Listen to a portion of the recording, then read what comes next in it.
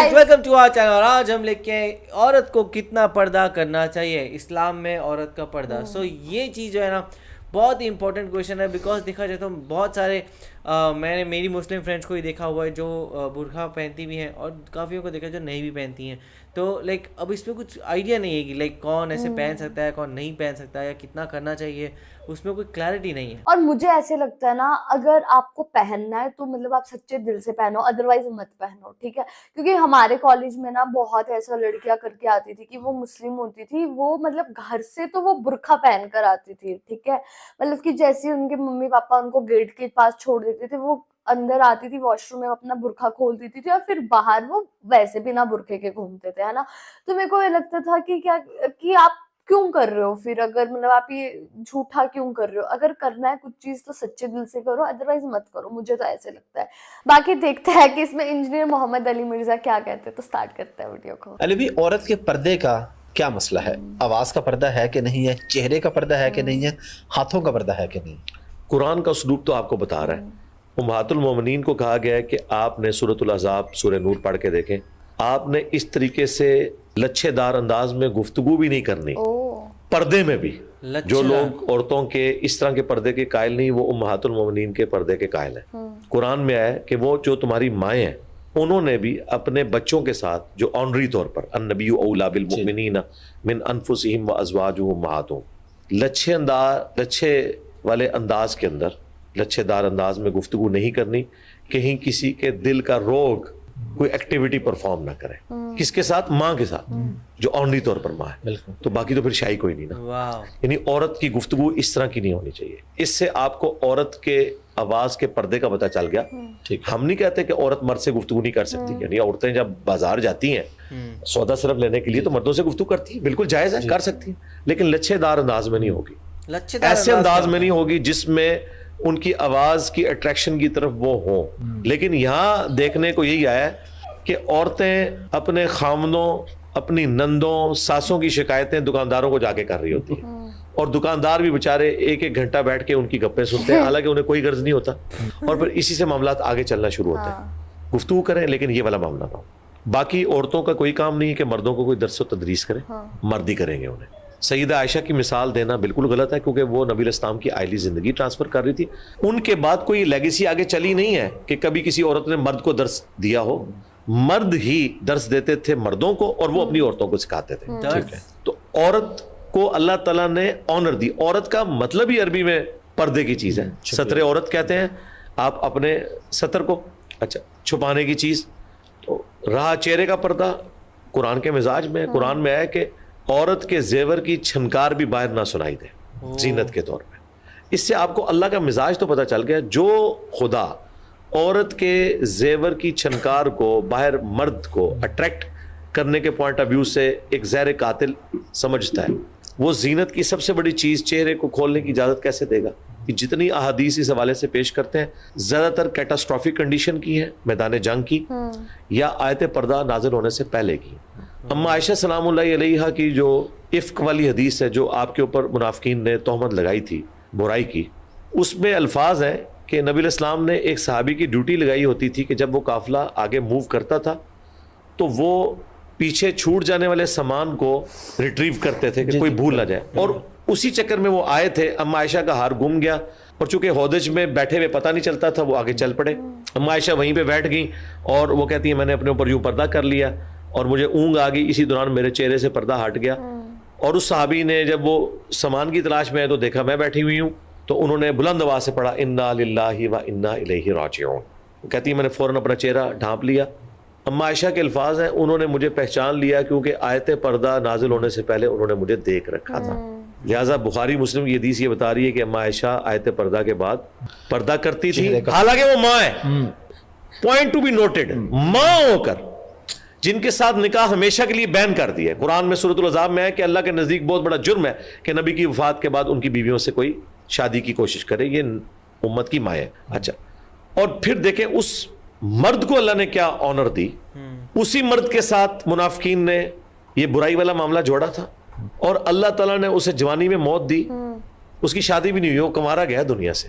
اور اما عائشہ اس چیز کا ذکر کرتی تھی کہ جس مرد کے ساتھ انہوں نے مجھے جوڑنے کی کوشش کی, اللہ نے اسے کسی عورت کے ساتھ بھی نہیں جوڑنے دیا, وہ کنواری حالت میں دنیا سے گیا. یہ بخاری مسلم میں موجود ہے.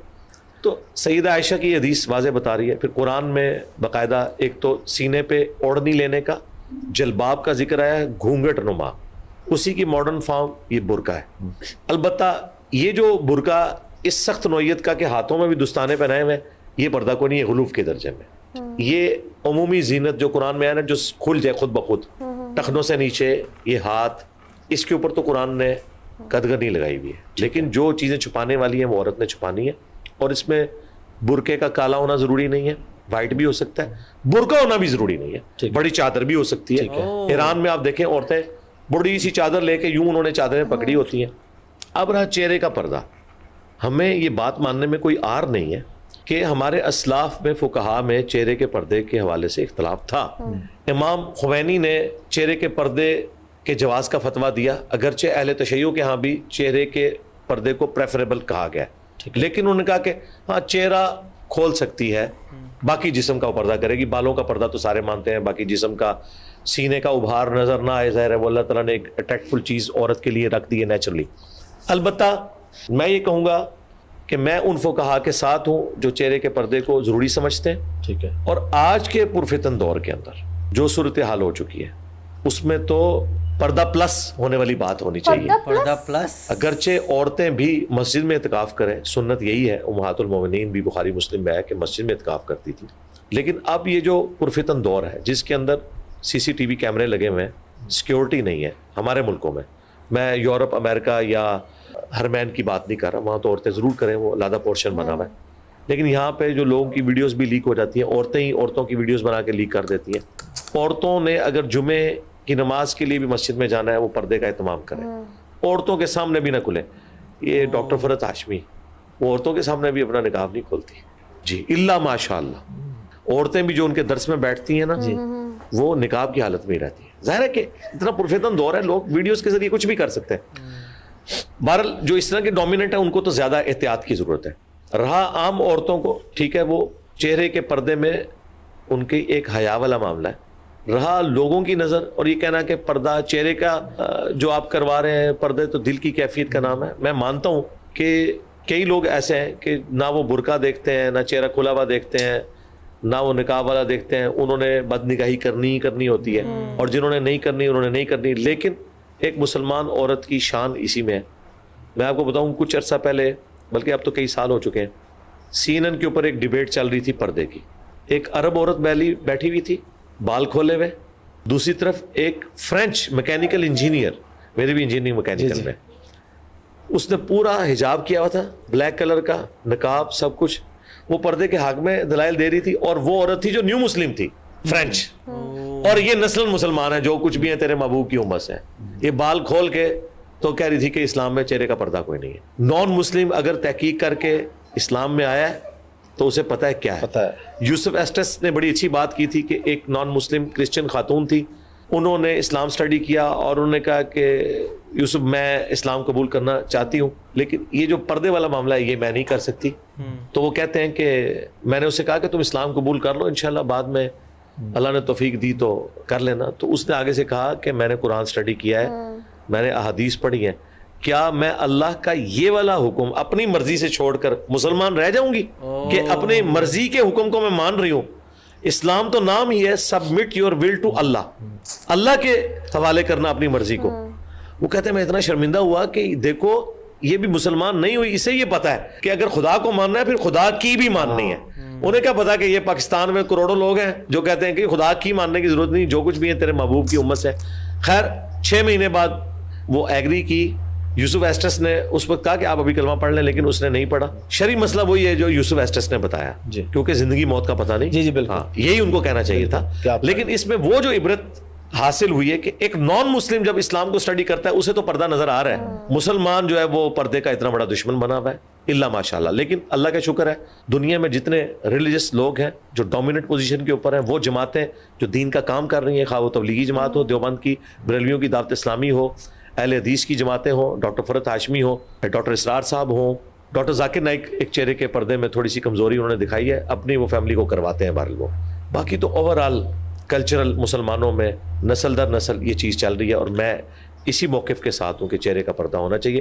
میری وائف شادی سے پہلے نہیں کرتی تھی، تو میں نے شادی سے پہلے ہی شرط رکھی تھی. اور جن لوگوں کو شوق ہے نا ان کی بیویاں پردہ کریں، یہ سارے معاملات شادی سے پہلے طے کرنے چاہیے. شادی کے بعد اگر آپ زبردستی کرنے کی کوشش کریں گے تو بعض اوقات اختلاف اس لیول پہ بڑھ جاتا ہے کہ علیحدگی ہو جاتی ہے. تو آپ ایسی جگہ پہ ہاتھ ہی نہ ڈالیں جو آپ کے مزاج کے لوگ نہیں. یہاں کئی مذہبی لوگ ہیں، ہاں وہ لوگ جو بعد میں یعنی ایک ریلیجن کے راستے پہ آئے ہیں وہ اپنی بیویوں کو پھر سپیس دیں، کیونکہ ان کی بیویوں نے اس وقت ان سے شادی کی تھی جب وہ اس طرح اپنے کریکٹر سے منوائیں. کچھ عرصہ گزرے گا، امید ہے انشاءاللہ تعالیٰ قبول کر لیں. اس میں بیسیکلی انہوں نے یہی کہا تھا کہ جو قرآن ہے اس میں تو بیسیکلی یہ نہیں لکھ رکھا ہے کہ آپ کو فیس کا پردہ کرنا ضروری ہے، لیکن مطلب کہ جو انجینئر محمد علی مرزا ہے وہ اس چیز کو سپورٹ کرتے ہیں کہ آپ کو فیس کا بھی پردہ کرنا چاہیے، کیونکہ آج کے ٹائم میں مطلب کہ بہت ہی گندا زمانہ ہے اور جو عورتیں ہیں وہ عورتیں کی ہی مطلب کہ دشمن بنی پھرتی ہے، اسی لیے ان کو نہیں کرنا چاہیے.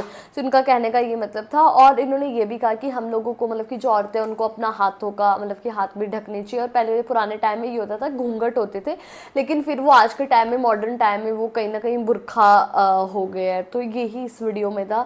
تو کافی نالجیبل ویڈیو تھی. وہی دیکھا جائے تو وہ بتا رہے تھے کس طریقے سے لائک جو فیس کا ہے وہ کتنا امپورٹنٹ ہے، کیونکہ بہت لوگوں کا ایسے الگ الگ دیکھا ہوا ہے. ایک تو یہ جو فل کورڈ والے ہیں وہ کافی لوگوں کا دیکھا ہوا ہے، اور یہ جو فیس کورنگ ہے یہ زیادہ ہے کہ بھائی مطلب فیس دکھ رہا ہوتا ہے، باقی سب ایسے پورا برقع کیا ہوتا ہے. یہ انڈیا میں کافی زیادہ آپ کو دیکھنے کو مل جائے گا، پر یہاں یہ کہہ رہے ہیں کہ ہم تو فیس کورنگ والا بھی پریفر ہی کرتے ہیں. تو میرے حساب سے تو یہی ہے کہ لائک ہم جیسے وہ بتا دیں کافی لوگ ایسے جن کی نیت ہی خراب ہوتی ہے، تو اب ایسے کتنے لوگوں سے بچ پاؤ گے وہ چیز کا ہمیں کوئی آئیڈیا نہیں ہے. تو آپ لوگوں کا کیا کہنا ہے اس بارے میں آپ ہمیں کمنٹ میں ضرور بتائے گا. تو اسے لائک کرتے جائے، کمنٹ کرتے جائے، شیئر کرتے اور جائے سبسکرائب کرتے جائیے. بائے.